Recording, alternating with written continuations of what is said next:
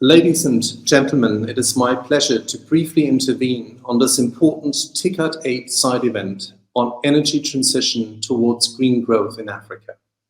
Let me first of all thank our partners at JICA for the organization of this event and indeed for associating the African Development Bank to it. Discussion of energy transition in an African context needs to be seen in the light of two paradoxes. First, Africa has a low share of global CO2 emissions, historically responsible for about 4% of global emissions, the majority of which from land use and agriculture. Yet at the same time, Africa is already bearing the brunt of the impacts of climate change. According to the 2021 Climate Vulnerability Index of Notre Dame University, the 10 most vulnerable countries worldwide are all in sub-Saharan Africa. Moreover, Africa's access to climate finance remains abysmally low with just over 3%.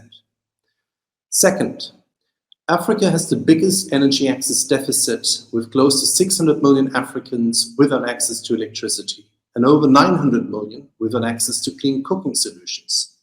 Yet at the same time, Africa is home to abundant renewable energy sources that remain largely untapped, from solar all across the continent to wind, geothermal along the East African Rift Valley, and hydropower, particularly in Central Africa. Africa's renewable energy capacity in 2021 was around 56 gigawatt, which is however less than 2% of the global renewable energy capacity.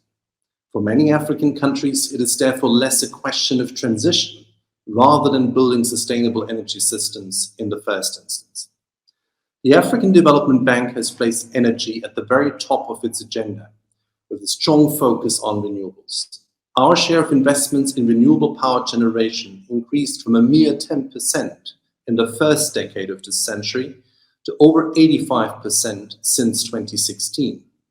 This transition towards a more decarbonized energy sector in bank-funded energy operations bears testament to power generation developments on the ground, evidenced by the slow but steady growth in the share of renewables in Africa, increasing from 28.5 gigawatt in 2012 to 56 gigawatt in 2021. This increase is of course largely a result of the significant price decline of renewable energy technologies over the last decade, notwithstanding the more recent price increases as a result of the current supply chain crisis.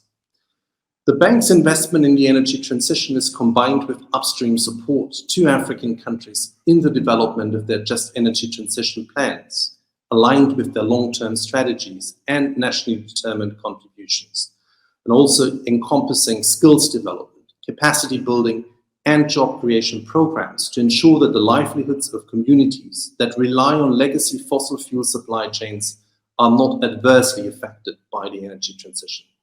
For example, the bank is working closely with the government of the Republic of South Africa on South Africa's just energy transition.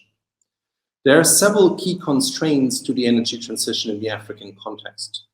First, there's the weak status of transmission and distribution infrastructure in many African countries, characterized by aging infrastructure and disjointed networks that make it particularly difficult to integrate higher shares of variable renewable energy.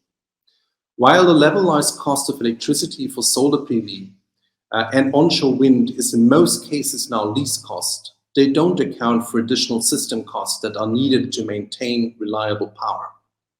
Second, most African utilities are in a difficult financial situation, further exacerbated by the effects of COVID-19, with high losses in transmission and distribution and various capacity challenges.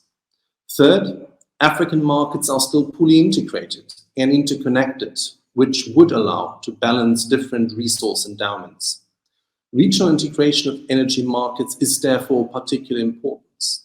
The bank, in close collaboration with partners such as JICA, is at the forefront of Africa's energy sector integration, supporting key continental initiatives such as the implementation of the Programme for Infrastructure Development in Africa, PIDA, the development of the Continental Transmission Master Plan, and the rollout of the Global Green Grids Initiative launched at COP26, all of which aim to contribute to the creation of the African single electricity market.